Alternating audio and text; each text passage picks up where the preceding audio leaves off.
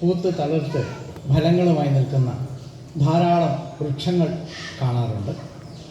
അതോടൊപ്പം തന്നെ ഭൂമിയെ പച്ചപ്പട്ടു വിരിച്ച് നിൽക്കുന്ന പുൽച്ചെടികളും കാണാറുണ്ട്. ഇവയെല്ലാം നമ്മുടെ പ്രത്യക്ഷമായി കാണുന്ന ഈ ഹരിതാഭയെ നിലനിർത്തുന്നത് നമ്മൾ കാണാത്ത അവയുടെ വേരുകളാണ്. ഭൂമിയുടെ ആഴങ്ങളിലേക്ക് ആഴ്ന്നിറങ്ങി ജലവും ലവണവും വളവും വലിച്ചെടുത്ത് ഈ ചില്ലകൾക്കും ആ വൃക്ഷത്തിനും കരുത്തേകി നിൽക്കുന്ന അവയുടെ വേരുകളെയാണ് നാം കാണുന്നില്ല. പക്ഷെ ആ വേരുകൾ ഉണ്ട് എന്നുള്ളത് ഈ മരങ്ങളും ചെടികളും സാക്ഷ്യം വഹിക്കുന്നുണ്ട്. അവയ്ക്ക് ചില്ലകൾക്ക് എത്രമാത്രം ആകാശത്തേക്ക് ഉയരണമോ അത്രത്തോളം അവയുടെ വേരുകൾ ഭൂമിയിലേക്ക് ആണ്ടാണ്ട് ഇറങ്ങേണ്ടി വരും. നമ്മുടെ ജീവിതത്തിൽ നാം കാണുന്ന ആത്മീയതയാണ് ഈ വേരുകൾ. നാം കാണുന്ന പച്ചയായ ജീവിതം, ആ ജീവിതത്തെ ജീവിതമായി നിലനിർത്തി പോരുന്നത് അവയുടെ അന്തരാളങ്ങളിലേക്ക് ആണ്ടിറങ്ങുന്ന ഈ വേരുകളാണ്. ഈ വേരുകളാണ് ഓരോ ഗ്രാമാന്തരങ്ങളിലും നാം കാണുന്ന ദേവാലയങ്ങൾ.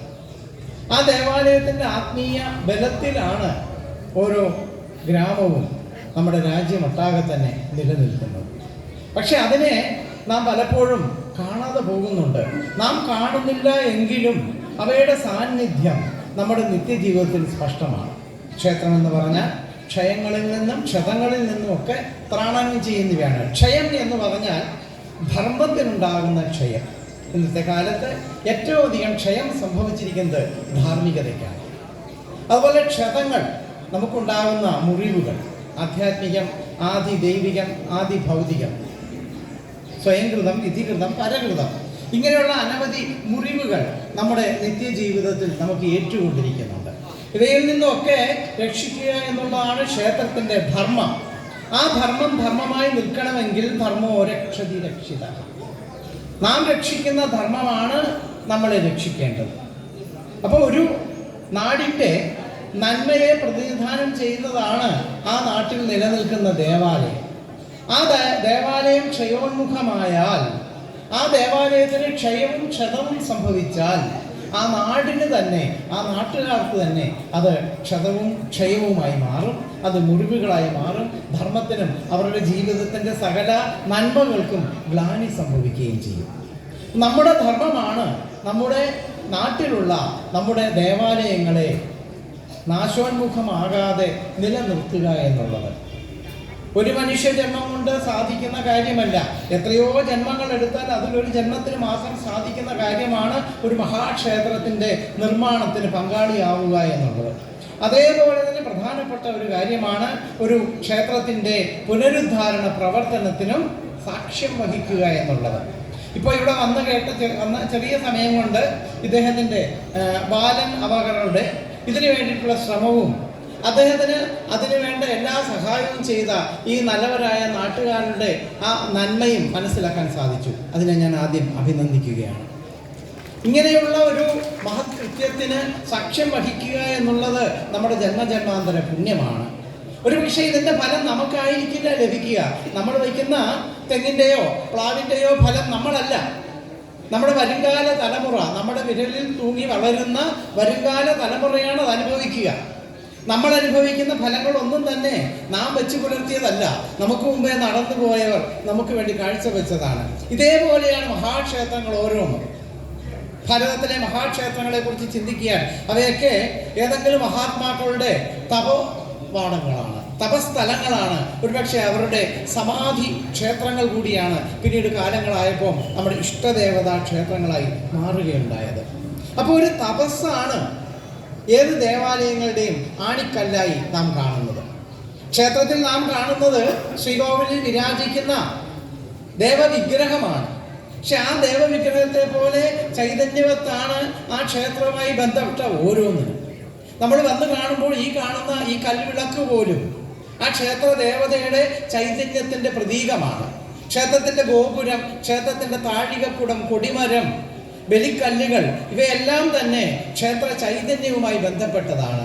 ഈ ചൈതന്യത്തെ നമ്മുടെ ഉള്ളിലേക്ക് സ്വാംശീകരിക്കുക, ശവമായി പോകാവുന്ന നമ്മുടെ ശരീരത്തിലെ ശിവത്വത്തെ തൊട്ടുണർത്തുവാൻ ഈ ചൈതന്യം നാം സ്വാംശീകരിക്കേണ്ടത് ജീവിതത്തിൻ്റെ അത്യന്താപേക്ഷിതമായ ഒരു കാര്യമാണ്. അത് മനസ്സിലാക്കി, അത് ഉൾക്കൊണ്ട് ആ ബോധത്തോടു കൂടി വേണം ക്ഷേത്ര ദർശനം നടത്തുവാൻ. അതിൽ പ്രധാനമാണ് ക്ഷേത്രങ്ങളിലെ, മഹാക്ഷേത്രങ്ങളിലെ ചുവരുകളിൽ ജീവൻ തുടിക്കുന്ന ചിത്രങ്ങൾ, ചുവർ ചിത്രങ്ങൾ. അത് വളരെ അർത്ഥവത്താണ്.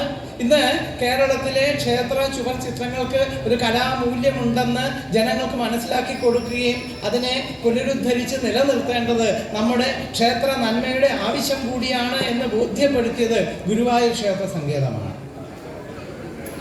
ആ ഗുരുവായൂർ ക്ഷേത്ര സങ്കേതമാണ് ഇന്ന് ചുവർച്ചിത്രകലയെ ഇത്രമാത്രം പ്രാവർത്തികമായിരിക്കുന്നത്, വ്യാപരിച്ചിരിക്കുന്നത്. പക്ഷെ അത് കുറച്ച് വ്യാപനം കൂടിപ്പോയി. ആണുങ്ങളുടെ ഷർട്ടിൻ്റെ നെഞ്ചിലും പെണ്ണുങ്ങളുടെ സാരിയുടെ മുന്താണിയിലും ഒക്കെ ഇപ്പോൾ ചുവർച്ചിത്രം കാണാം. നമുക്ക് കുറേ കഷ്ടമെന്നേ പറയുള്ളൂ, എതിർപ്പുള്ളവരുണ്ടാകാം. കാരണം ഈ സാരിയുടെ മുന്താണിയിൽ ഈ പുറകിലുമൊക്കെ ഈ ഉണ്ണികൃഷ്ണൻ്റെ ഒക്കെ പടം വരച്ച് ഈ കഞ്ഞിമുക്കി വടിയാക്കി ഈ സാരിയും കൊണ്ട് പെണ്ണുങ്ങളൊക്കെ എവിടെയെങ്കിലൊക്കെ ഇരുന്ന് ഇറങ്ങിയിട്ട് എഴുന്നേൽക്കുമ്പോൾ ഈ ഭഗവാന്റെ മുഖമൊക്കെ ഇങ്ങനെയായിരിക്കും ഉണ്ടാവുക. ഇപ്പൊ ദൈവ ഭയമില്ലാത്ത ഒരു തലമുറയെ ശരിയല്ല ഞാൻ പറയുന്നത്, മാറിയിരിക്കുകയാണ്. എന്തുവാകാം എന്നുള്ളതാണ്. അത്രമാത്രം പവിത്രമായിട്ട് ഇതിനെയൊക്കെ കാണണം. ഇത് അതിനൊന്നും വരാൻ പോണില്ല. പക്ഷെ നമ്മളുടെ പവിത്രതയാണ്, നമ്മളുടെ മാനസിക തലമാണ് നാം ഇല്ലാതാക്കിക്കൊണ്ടിരിക്കുന്നത്. അതൊക്കെ ഒന്ന് ശ്രദ്ധിച്ചു കഴിഞ്ഞാൽ ചുവച്ചിത്രകാരന്മാരും ശ്രദ്ധിക്കണം. അത് കണ്ടിടത്തൊക്കെ പോയി പടം വരയ്ക്കാൻ പാടില്ല. എന്താണ് ഇതിനൊക്കെ ഒരു കണക്കുണ്ട്. ഇതിനൊക്കെ ചില ധ്യാന ശ്ലോകങ്ങളുണ്ട്. ആ ധ്യാന ശ്ലോകങ്ങൾക്കനുസരിച്ച് ഇതിലൊക്കെ ചൈതന്യമുണ്ട്.